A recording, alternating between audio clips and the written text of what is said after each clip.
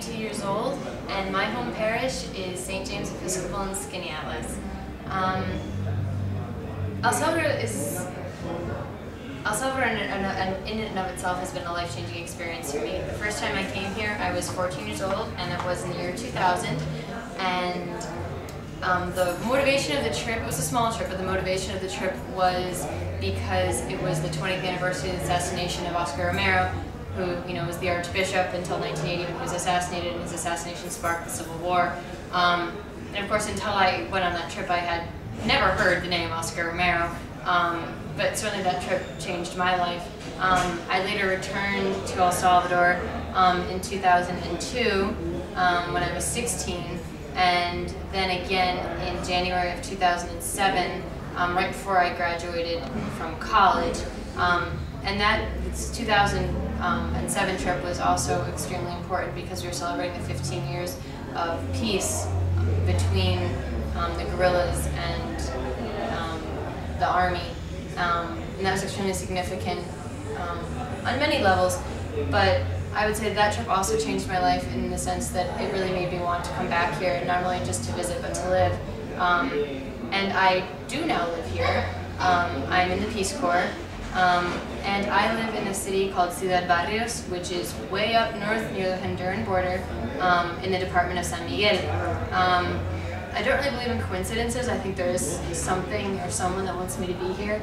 And I can say that because Ciudad Barrios is the birth site of Oscar Romero. And while I'm living there, it's not like you don't feel like you're walking on Holy Land all the time, but there's certainly something very special about it. And I can't deny the fact that I don't believe there's no coincidences that I'm there. In the Peace Corps, my job is I'm a municipal development volunteer, which means I am assigned to a mayor's office. In this case, I'm assigned to Town Hall of Ciudad Barrios, and I work as another member of the team in communal development. What does that mean? Well, it means I pretty much do anything that has to do with local development, community participation. I'm currently right now working on a recycling project for recycling plastic and working with the kids in the schools. I'm also the secretary of a committee that runs a government program that is going to start coming into action in my site in this next year.